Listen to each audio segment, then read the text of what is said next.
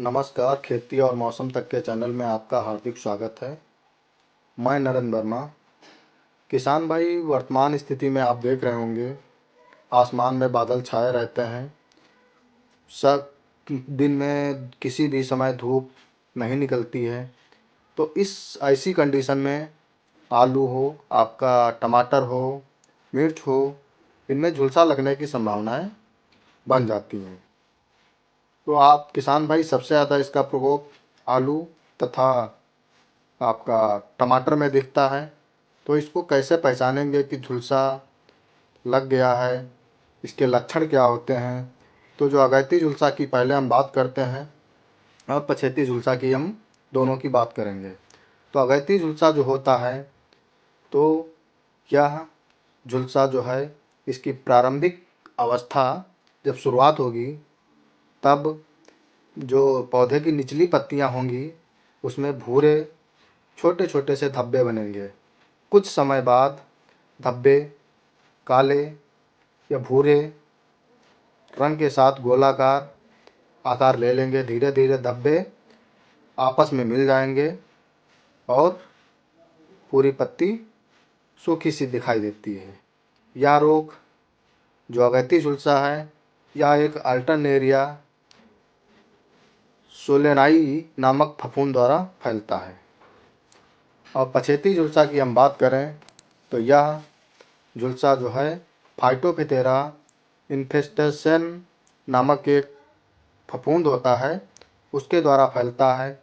इसको पछेती झुलसा या अंगमारी, महामारी झुलसा, अलग अलग क्षेत्रों में अलग अलग नाम से इसे जानते हैं।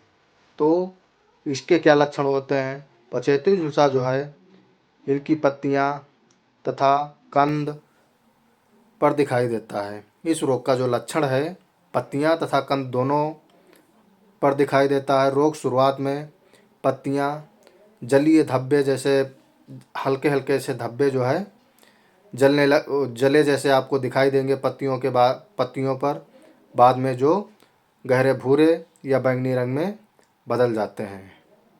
तो इसकी रोकथाम के लिए किसान भाई क्या करें? नहीं तो इसका सीधा असर आपके उत्पादन पे दिखेगा। तो जिन खेतों में अभी तक झुलसा नहीं आया है, चाहे आपका टमाटर हो, मिर्च हो, आलू हो, तो उस पर एक सुरक्षात्मक छिड़काव के तौर पे करें तथा सिंचाई करके हल्की नमी बनाए रखें। तो सुरक्षात्मक छिड़काव में कौन कौन से फफूंदनाशक हैं जिनका प्रयोग आप करेंगे? जैसे मैंकोजेब हो गया, प्रोपिनेब हो गया, क्लोरोथेलोनिल हो गया। ये फफूंद और अन्य बहुत सारे, जैसे आपका कार्बेंडाजिम हो गया, या और भी बहुत सारे फफूंदनाशी आते हैं, उनका 2 से 2.5 ग्राम प्रति लीटर पानी के हिसाब से घोल बना करके आप इसका छिड़काव कर सकते हैं। तथा आपको अगैती झुलसा हो या पछेती झुलसा हो, इसके लक्षण दिखाई दे रहे हैं, यानी खेत में बीमारी आपके लग चुकी है, तो इसकी रोकथाम आप कैसे करेंगे? कौन से फफूंदनाशक हैं? तो वो उस पर हम चर्चा कर रहे हैं। जिसमें आपका रोग लग चुका है, उसमें साइमोक्सेनिल प्लस मैंकोजेब, यानी 2 का मिश्रण होना चाहिए। साइमोक्सेनिल प्लस मैंकोजेब या डाइमेथोमार्फ प्लस मैंकोजेब, इनका 3 किलोग्राम 1000 लीटर पानी में घोल बना करके आप प्रति हेक्टेयर छिड़काव करेंगे। और 10 दिन के अंतराल पे दूसरा छिड़काव फिर से करेंगे, जिससे कि रोग कंट्रोल में रहे और उत्पादन पे इसका असर दिखाई ना पड़े।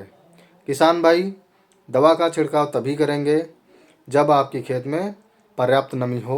जब पर्याप्त नमी होती है तो उस समय दवा जो है पूरा असर दिखाती है। यदि नमी नहीं होगी तो दवा जो है उतना असर नहीं दिखा पाती है, उतनी जल्दी बीमारी को कंट्रोल नहीं कर पाती है। इसलिए नमी की दशा में ही नमी की दिशा में ही दवा का छिड़काव करें। और हल्की सिंचाई रखेंगे तो पाले का असर ज़्यादा नहीं होगा। जो आपका झुलसा है उसका असर आपकी फसल के ऊपर दिखाई नहीं देगा। इस प्रकार की जानकारी प्राप्त करने के लिए खेती और मौसम तक